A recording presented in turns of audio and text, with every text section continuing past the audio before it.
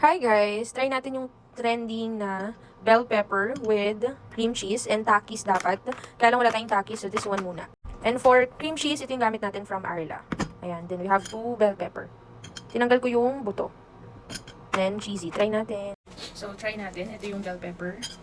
Nakita ko lang to sa TikTok. Ito yung cream cheese. So, natin dito. So, ayan, nilagyan ko siya ng cream cheese sa loob. And then, this one. Yung cheesy. Ayan, damihan natin. Ewan ko kung masarap to. Try lang natin. Kasi sa mga napanood ko, parang ang sarap-sarap eh. Ayan. Okay, yun siya. So, try natin. So, ganito itsura niya. Ayan. Tikman na natin kung masarap talaga.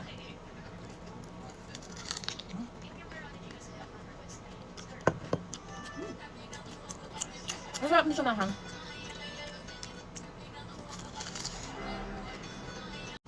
Masarap pala siya. Ano? Ang kumanghang. Masarap. Nandiyan ko pa.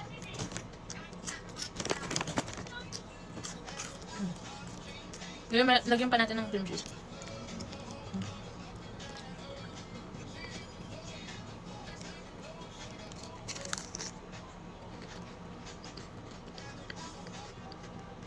Pepper na may cream cheese.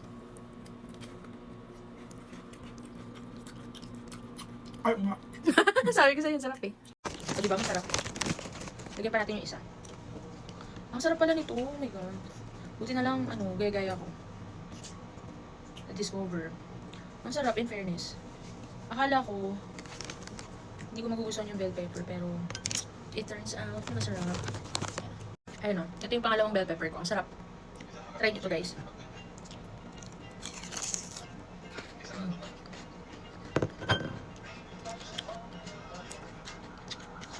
Bibigyan natin ng cream cheese.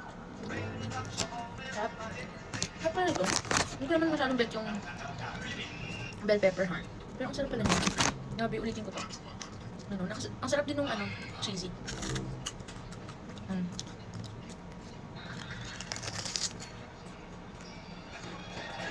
Oh. Yung kamanghang.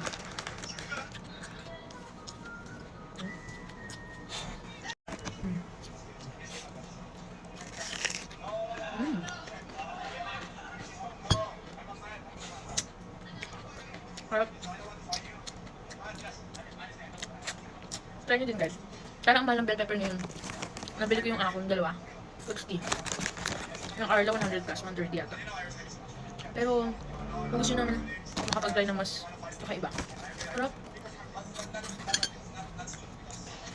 Ulitin ko to. Ayun o. Sarap na mag-snack, maging snack.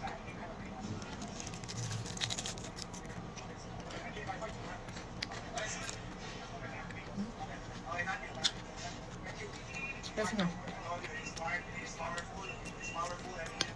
Wala na kasi.